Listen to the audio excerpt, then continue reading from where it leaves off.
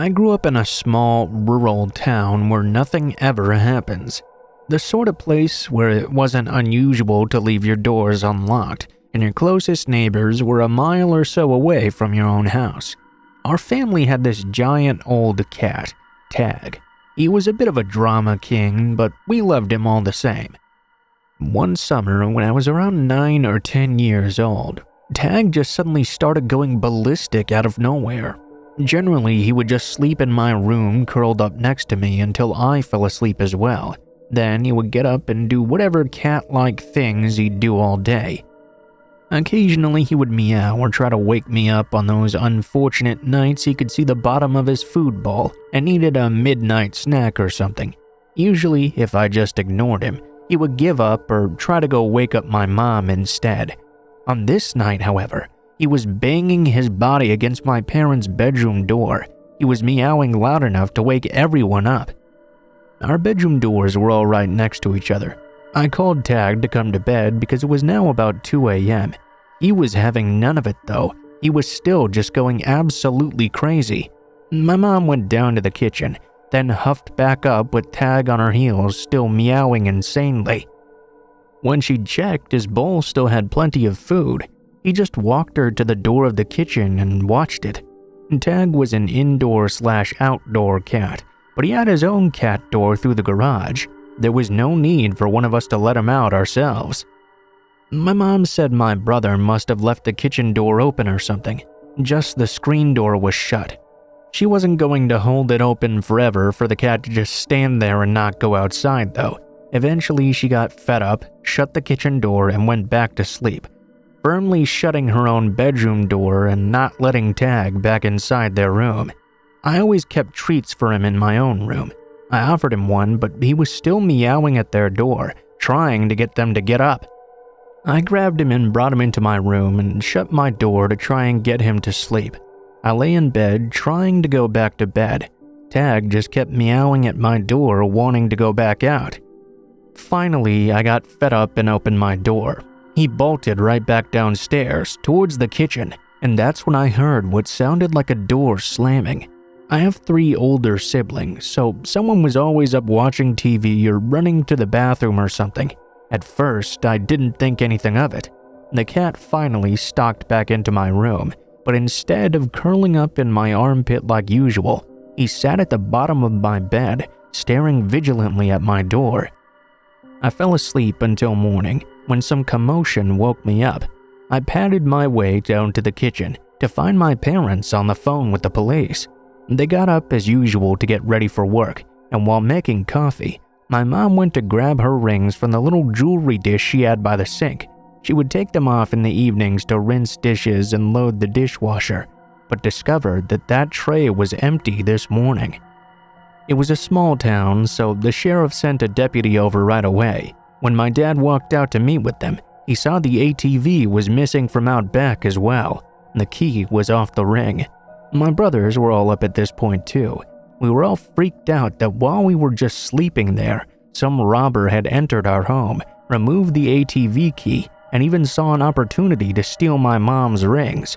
They were asking if we had any clue when it happened, and my parents said no.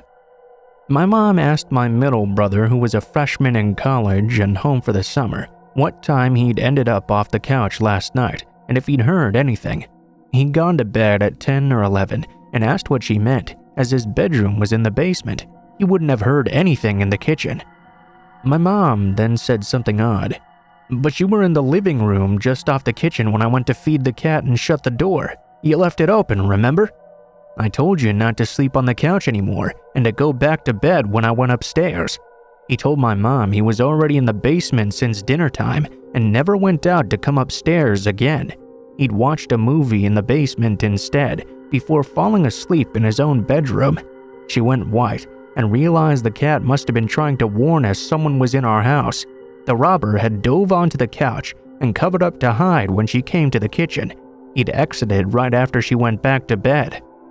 The cops said that for someone to be so brazen, they probably knew our family, knew our habits, but didn't count on the fact that the cat was so overprotective. They had probably intended to do more, but were afraid the cat may have woken the whole house. It's been over 20 years since this happened. The robber was never caught. It's unnerving to think it was probably someone who had been in our home before as a friend.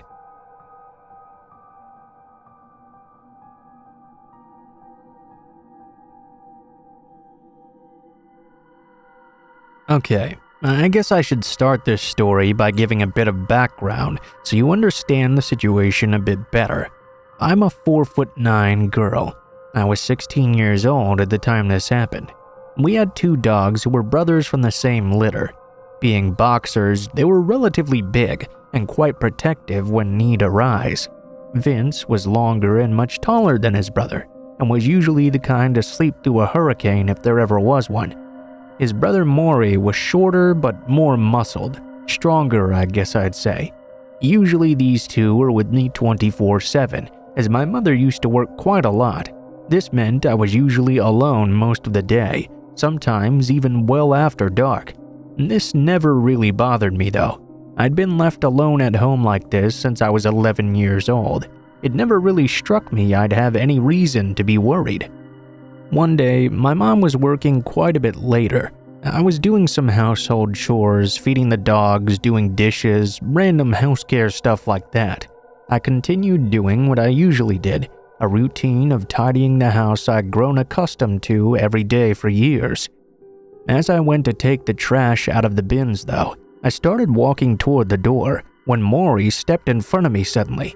I tried to move around him, telling him to get out of my way, but he refused to budge no matter what. This was certainly odd. Looking back on it now, a few years later, I realized he must have been trying to stop me from walking outside. We continued like this for a few moments, me trying to move past him, and him, of course, never moving from his spot. He was quite heavy as a big dog, so it was difficult to move him around, even harder to get him away from something.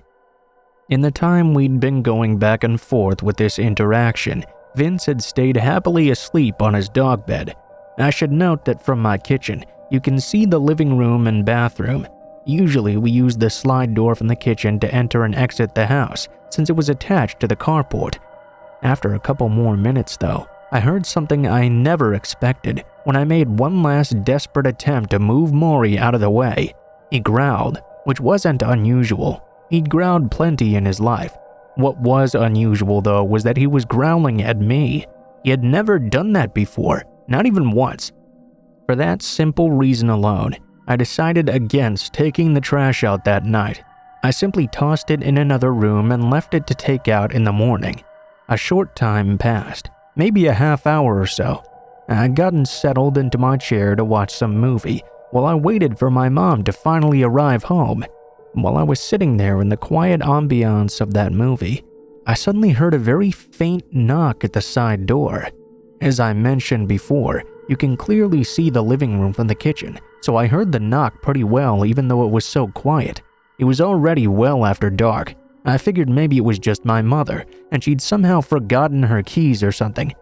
I got up and started to go to the kitchen, when out of the corner of my eye, I noticed the key hook near the door. The keys were not there. To some people, that may not be a big deal, but to me, that meant for sure the person knocking on my door at night was in fact not my mother. My mom was a bit of a routine-obsessed person, so if she'd actually forgotten something, they'd be right where she left them. I took a deep breath, preparing myself to just not answer the door, or if they didn't leave, to tell them I wasn't interested and to go away right now. Thinking back on it, I really wish I hadn't even looked out the window on the door. I wish I just sat back down, called my mom, and stayed out of sight. Of course, I walked in front of the door, and immediately came face to face with a figure on the other side of the window. Now, it was really dark, mind you, with just my neighbor's light shining from his porch. I could only make out a couple of things about this guy because of this. He was tall. I had to peer up at him through the window to even glance at his face. He had extremely long hair that looked like a shadow over his shoulders in the dim light. The only facial features I could make through his messy hair were his eyes. I wish I hadn't seen them. I could see the spark of interest flare up in them as he perked up when he saw who I was. They grew creepily wide, and he began to stare down at me. He took a step towards my door, I heard him say something along the lines of, "My car broke down nearby. Can I come in and use your phone?" Immediately, I thought of every bad thing I'd ever heard happening to a teenager home alone and tried to compose my nerves. I can't put my finger on exactly what it was, but something was telling me not to let this man standing on the other side of my door do anything. I shouted back a quick no and an apology. I hoped he was telling the truth and would simply go to the next house over. He didn't, though. He simply said the exact same thing again, quite a bit louder now. I thought for a quick moment he hadn't heard me. Now I know better, though. I answered back a little more confidently. "I'm sorry, I can't help you. Go to the next house." For a moment he paused, as if contemplating what to do. He stared me right in the eyes, and then began to knock again, slowly getting louder than the first time I'd heard it. My heart rate increased as I stared back at him. When I didn't react, he started to loudly slam against the door. I took a step back, praying to whatever god I could he would either leave or my mom would get home early. I was usually a quiet girl. My mom was a redneck with a raptor knife though, so maybe she could take him. He started to bang on the glass after a moment. My mind was racing 1,000 miles an hour. What should I do? Run? My phone was in another room, but I was scared to take my eyes off this man. I was sure he would break the glass immediately as soon as I did so. The banging was vibrating my eardrums, and apparently it had woken Maury up too. I saw him creeping up past the doorway, teeth bared. He started to growl loudly. The man stopped for a moment, trying to see into the window at the floor where Maury stood. When he stopped barking for a moment, the man tried to force the door handle. That's when Vince went crazy. I swear to God, for a dog that was dead asleep not even 5 seconds prior, I'd never seen him move that fast ever. In only 2 seconds, Vince had his paws up against the door, growling like a hellhound at this man outside my home. The man was very clearly startled. He fell back on his ass and bolted away. I heard him say something as he started to run and saw another shadow move from outside my view. My mom came home shortly after I sprinted across my carport to my neighbor's. We called the police after I explained what happened, and my neighbor grabbed his shotgun out before they even got there. He insisted on looking for the guy himself. I had to stop him even. The police said someone had tried to pick the lock on my front door too, but there was a lot of stuff in front of it and it was really old, so it didn't open anymore. I went to bed that night uneasy and very grateful I had 2 dogs who were not only strong and big, but were vigilant and would practically kill for me if I would have let them. A few weeks went by and we hadn't heard anything from the cops, so eventually I stopped trying to think about it. Another month went by, and although I was still a bit scared of being home alone, nothing else seemed to happen. Then we got another visit from the cops. What they told me made my heart sink in my chest, and still gives me chills to this day. They had caught the guys, and it turned out they had been stalking me. And yes, guys plural. There were 2 that had been apparently stalking me everywhere without my knowledge for months. They had several photos of me with words they had written over them. The police had been fairly adamant I change my locks. They'd caught the 2 guys from that incident, but there was evidence of a 3rd man being involved as well. We moved shortly thereafter, needless to say. I still pass by that house sometimes. When I go to visit friends or do stuff around that area, a chill runs down my spine every time. To think they never caught one of the guys was scary enough. The fact they tried to break into my house was worse. But the worst thing was that I hadn't even known they were fully watching me. I still think about it now, even a few more years later. I dread what would have happened if my dogs hadn't been there. And I dread even worse about what they planned to do if I just opened the door or they had successfully broken in. I suppose they weren't expecting my dogs, since our backyard is fenced and they mostly stayed indoors.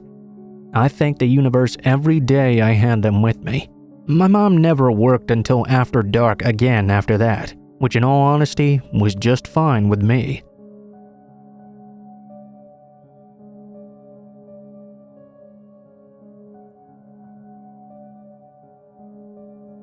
I used to work at a small neighborhood gas station. I was working an opening shift at 6 a.m. with my best friend / coworker. We were doing our normal opening things. As the sun came up, I went to get some ice from out the back. For reference, the gas station building used to have a drive-thru, so we had that kind of drive-thru window back there as well. I happened to glance at the back window before going out, only to do a double take when I realized there was a literal bloody handprint on that window. I looked closer. There were smudges of blood around the window handle. It looked like someone had definitely been attempting to force it open. We were both really freaked out now, needless to say. We went to look around the other potential entrances of the building. I looked at the window in front and noticed dried blood on the hole where we take money for gas from outside. Someone had been trying to stick their hand in to get something inside for some reason. I kept on looking around further. Dried blood on the front door handles. Splatters of blood on the glass like someone had been pounding on it. My friend and I were both freaking out at this point. Luckily, I had access to the security cameras. I checked on them for any motion detected during the night. At around 5 a.m., there was a motion capture.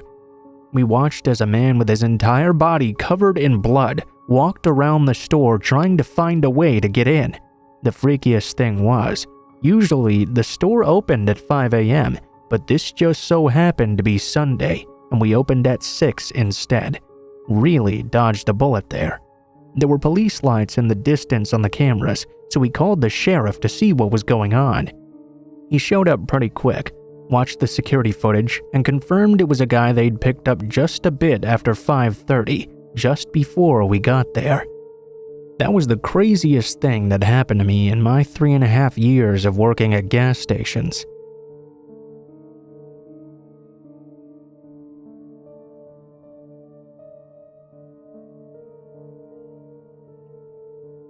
My name is Leia. I live in the north of France in one of the houses in a family neighborhood. I was 15 years old when this story happened. My parents were separating. My mother was a nurse, so I was often left at home alone. It was November of 2021, I believe. It would get much darker much earlier around that time, so that meant I was home alone in absolute darkness. Around 7 p.m., I heard some knocking at my door. I wasn't expecting anyone to come by though. I was paralyzed in surprise. A few minutes later, the knocking repeated. I looked in the peephole of my door, but I couldn't see anyone there. I thought it must be a prank by children in my neighborhood or something. The knocking stopped just a few moments later, and nothing else happened for 4 more days. It was a Saturday this time. I had invited 2 of my girlfriends to my house, Luis and Satine. That day, my mother was at work.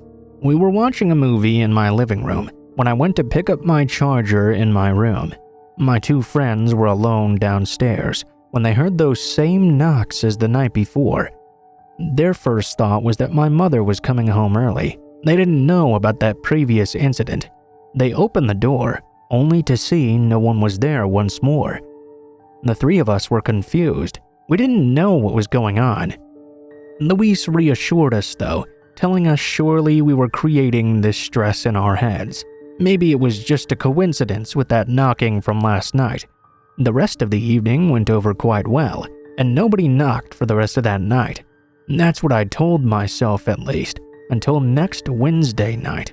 I'd just come back home from the grocery store after buying some pasta. After eating, I went back to my room to finish my homework with my headphones in. I was listening to some music. Suddenly, I began to hear banging against the walls. Naturally, at first, I thought this was my rabbit, getting angry and thumping because he was hungry. After a few blows, though, I could hear things moving around on their own. I took courage with both hands and decided to bravely go down to the living room. In the reflection of the mirror in the hallway, I saw the silhouette of a man tapping on my window with a crowbar. I was petrified. The man still hadn't seen me. He then came to knock on the door, the exact same patterns as the other 2 times with his crowbar. Still grasping all my courage best I could, I grabbed a knife. I quietly walked over to the front door. The man was tapping with his crowbar louder and louder. I shouted through the door, telling him to get fucked, and that I was already on the phone with the police. As soon as he heard that, he ran away, and he didn't come back after. As soon as he left, I really did call the police. I was bluffing when he ran away. After hanging up, I cried. I thought that would have been the last moments of my life. He looked like he was about to try and break the window in. 10 minutes later, a patrol arrived, but they couldn't do anything except patrol regularly around my home. The man was never caught or arrested. I still wonder what would have happened if I hadn't heard the noises that day.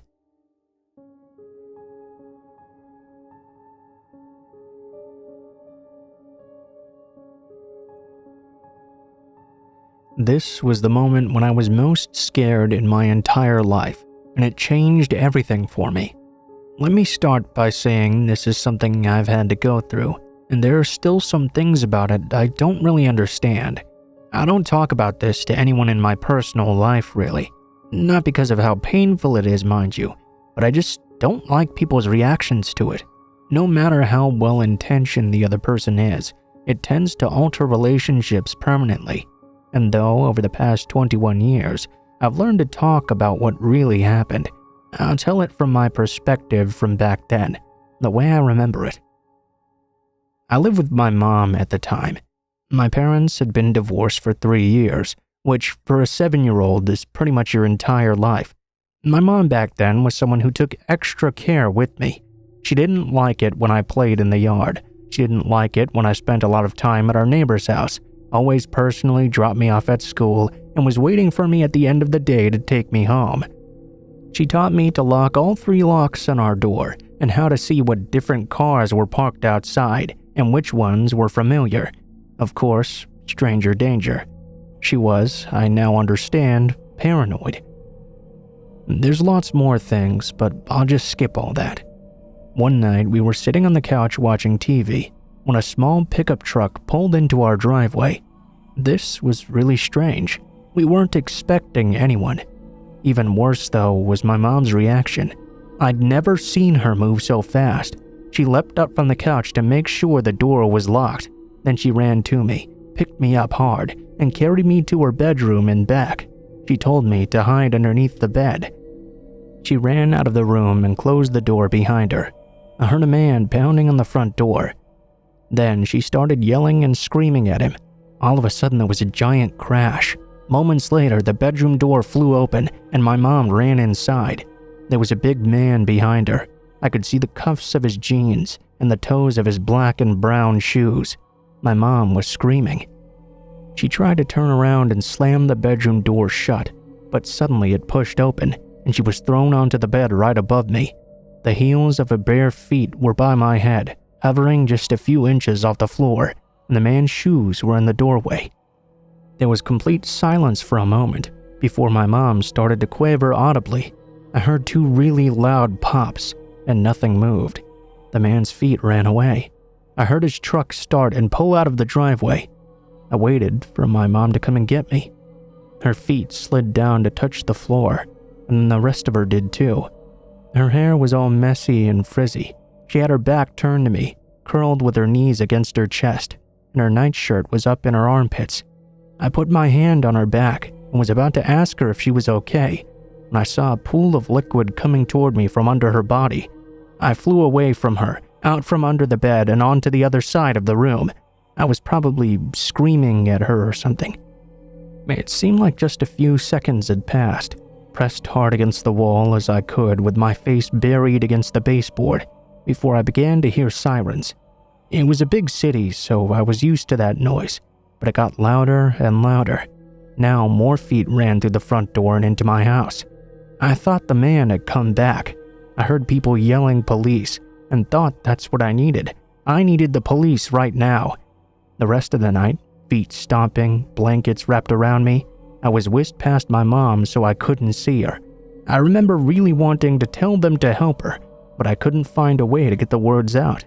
It took a long time for me to forgive myself for that. Of course, they were going to help her. They put her into an ambulance while I stood on the front lawn and watched. I followed in a police car behind. Never really got the chance to see her again. They said she died in the ambulance. I saw her at the funeral, of course, but that wasn't really her. The questions answered later don't really help that much, but here they are. My dad had cheated on my mom, and my mom cheated on my dad in revenge. The guy she was with decided to leave his own wife for my mom.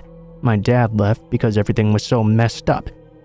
My mom felt really guilty and broke it off with the guy.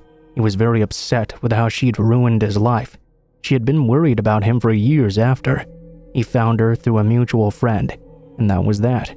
The man went back to his apartment after and killed himself too. There was a lot of time with the police. I talked to a lady in a room in front of a camera. My dad came and took me to his house to live with him. It was an extremely confusing time. I realized in that moment there are two English languages, one that kids speak and one that adults speak, and only adults are fluent in both. They would have conversations with me in that foreign tongue, going above my head, then switch to child language and say, "Now tell us what you saw. You're going to live with me now," and stuff like that. That's my scary story. My dad really wasn't all that into kids.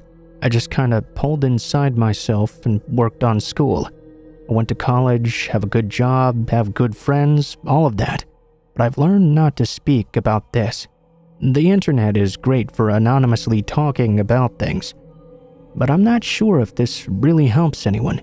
It's just a sad and scary story. I've spent most of my life only talking about this to therapists, and despite what you might think of seeing it on TV, it's actually really helpful. I remember every moment of that night, every breath, every footstep, every loud noise and whimper, and I always will.